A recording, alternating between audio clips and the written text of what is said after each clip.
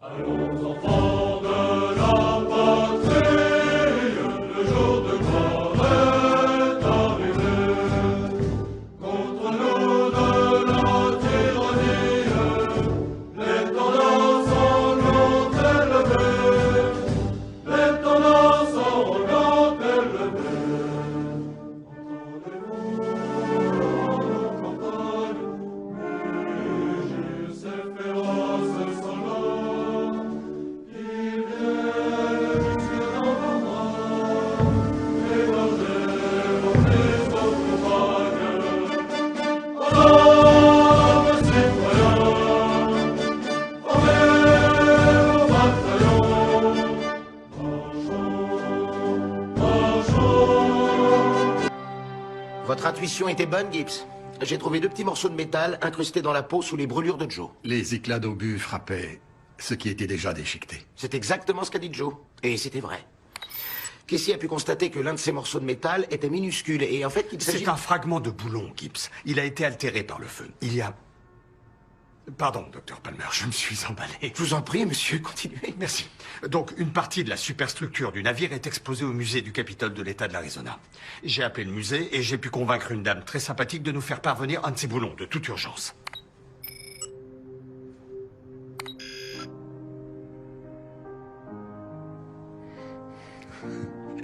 Même métal. Non seulement Joe était bien sur l'Arizona quand il a été attaqué, mais il avait gardé en lui un tout petit morceau du navire. Depuis ce jour. J'ai appelé le mémorial. Ils font le nécessaire pour que Joe soit immergé là-bas. Gibbs, Joe retourne sur l'Arizona.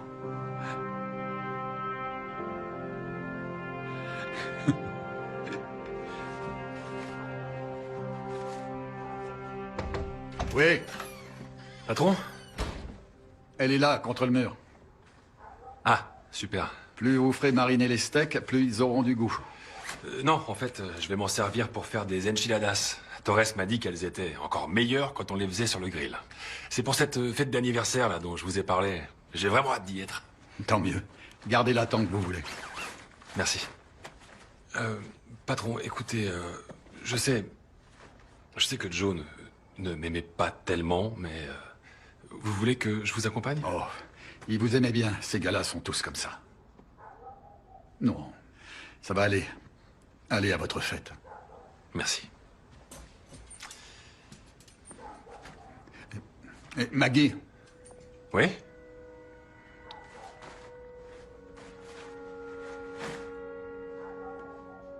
vous avez un instant?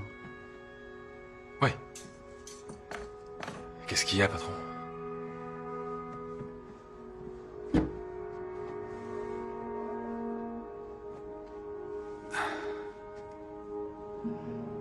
Je voudrais vous parler un peu de Joe.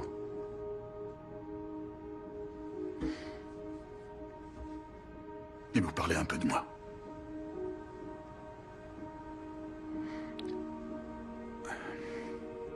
Ce que j'ai vu au Koweït a fait de moi quelqu'un d'autre. Ça m'a enlevé quelque chose. La guerre nous fait ça.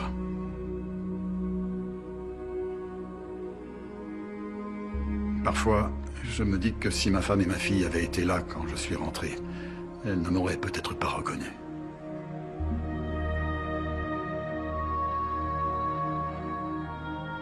Peut-être qu'elles n'auraient pas pu se raccrocher à ce qui restait de moi. Peut-être que le meilleur de moi était parti. On rentre chez soi et on n'est que la moitié de soi-même.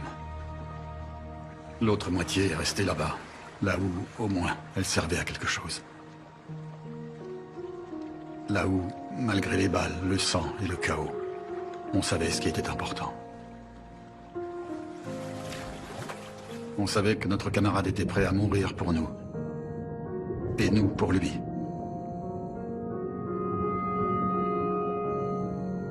Et quand on regarde autour de soi, on se dit que les choses devraient toujours être ainsi, sans avoir à faire la guerre.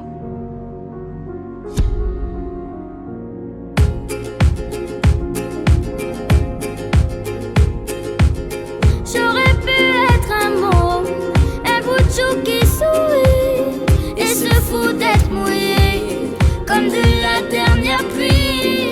Mais c'est un bateau qu'un ciel ordinaire qui ne cesse de peser sur nous comme un enfer.